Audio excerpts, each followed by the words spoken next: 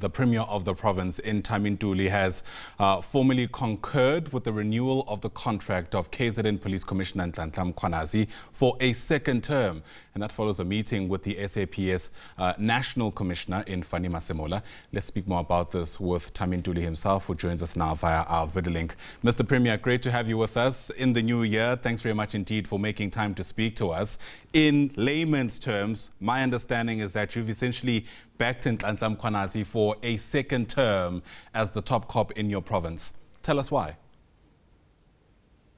Absolutely. Good morning to yourself and to the viewers at home, and the compliments of the new year. In fact, we had a meeting with the National Commissioner on the 31st, and wherein he was soliciting the concurrence on the Lieutenant General Nhlanhla Mkhwanazi as the Provincial Commissioner. And I said before even that meeting that I would have no reason not to support the renewal of the contract of the Provincial Commissioner. For the work that you see in the province, the stability and the way police are working as a team to fight crime in the province. When you look at the stats, crime stats, which are showing decline, which is an indication that much good work is being done. Even general members of the public, I think they are on my side that he is doing quite very well with his team, and we require a kind of a police of integrity to really assist us in fighting crime in this province, because when we're able to fight crime and there's stability in the province, even the investors, they're able to come in the province, new job opportunities are being realized. As you know that during the investment conference last year, we secured more than 100 billion of investment, and the Stats SA in fact unveiled that we achieved during the second and third quarter 54,000 new job opportunities. We are believing that if all sectors are working quite well, we will see some improvement in what are the aspirations of the people of the province of KwaZulu-Natal. Yeah. What's your response, Premier, to those who are concerned that police in KwaZulu-Natal, led by Nhlanhla Mkhwanazi, are sometimes overhanded in their response to alleged criminality? In fact, in many instances, people point to the number of suspects that are killed in an exchange of fire with police. In fact, the most recent one being in Inanda, where we're told 5 people were shot dead. There are people who have made allegations, for example, that these amount to extrajudicial killings. Well, allegations remains allegations, but I don't know what can we expect from the police when they are confronted by the barrel of gun from the suspects.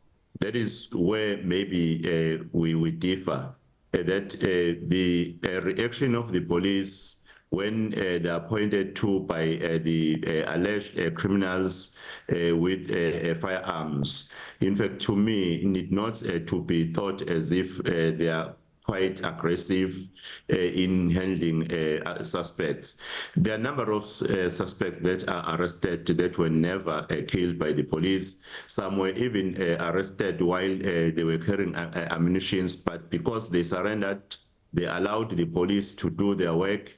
They were never killed. So I do not expect, because police are human beings, I do not expect that they must allow them to be killed by those who are pointing firearms to them because they are police. It's important that they do their work into finality. If there are complaints, there are places of registering complaints about the police, like the IPID. If there are issues of genuine issues wherein they feel that this incident did not happen as per the narrative of the police. But in my reports, I always receive information that when police were trying to arrest some suspects which have been troublesome in the community, which has been victimizing the community, which have been killing the community, and even the police in the province of KwaZulu-Natal, some were even killed. So I don't think at the expense of the life of all the citizens of the province of KwaZulu-Natal, police must not make attempts to ensure that they arrest the criminals. Yeah. It's unfortunate then that some of the criminals then they decide to pull a trigger towards the police, which is unfortunate, which I'm discouraging, that whenever police are coming to you, surrender to the police. Only the court will decide whether you have a case or you don't have a case. Sure, I hear that, and I think ideally nobody should be killed, right? Because what the law actually requires is for suspects to be taken to court and for justice to take its course. I wonder, Premier, as you get these briefings about what happened on the ground, so to speak, how much of that involves discussions with community members who are either connected to those who've died or witnessed what happened.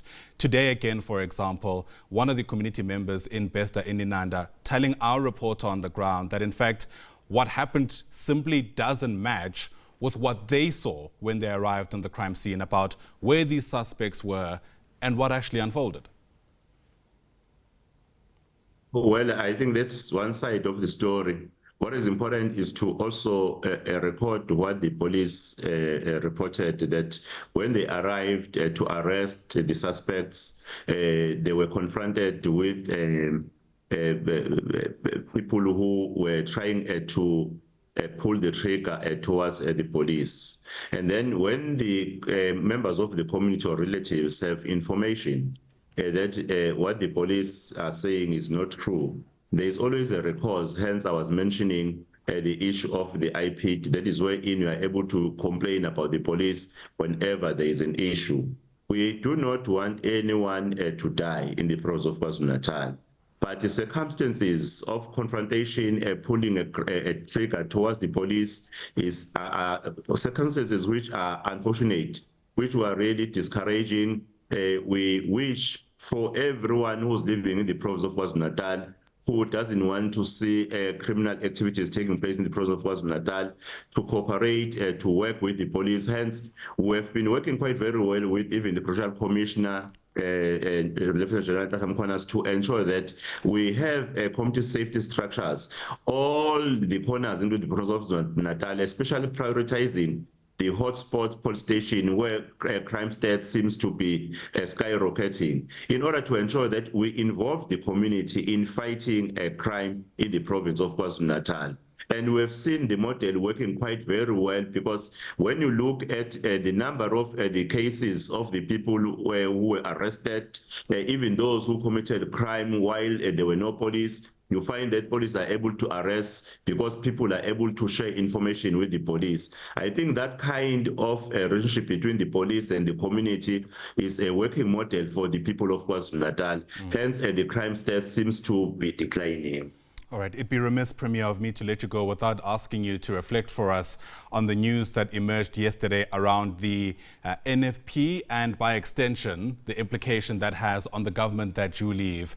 My understanding is that Mbali has been asked by her party to not only resign as an MPL, but also as the MEC of, once again, the organization or the government that you lead. Has there been any discussions within the GPU about who is likely to fill that MEC position and how you'll somehow retain a majority in the legislature? Well, what one can say, I cannot comment about the internal matters in the NFP, because I think the side of the MEC, who's the chairperson of the NFP in the province of KwaZulu-Natal, is also quite very important, because they are also a leadership in their own right. They are leading the NFP in the province of KwaZulu-Natal. I think if then I have a comment from the leadership of the NFP in the province, or rather herself, on the issue of agreeing with that call, then I would be able to comment in a particular direction. But for now, what I know is that she is quite a very strong woman, a good MEC, is doing very well in the development of social development. We have many victims of gender-based violence in the province of KwaZulu-Natal, or rather of the disaster. Her social workers, they're always on the ground to ensure that they work closer with the actual people of KwaZulu-Natal who are faced with difficult times. He's doing quite very well, and I'm happy with the work that she's doing as the MEC. That is how far I can go. But on the internal issues of the NFP, for now, since I've not had any pronouncement by herself, I will not, in fact, comment about it. So wait, are you saying that the NFP has not formally communicated to you their withdrawal from the government and more specifically their intention to have Mbali step down as MEC? Yes, I've not received any communication from anyone about the withdrawal of any MEC. The assurance I want to give the people of KwaZulu-Natal that when I look at the future of this government, I see it being government that is stable as it started originally. There have been attempts to bring instability in the province of KwaZulu-Natal, but we refused.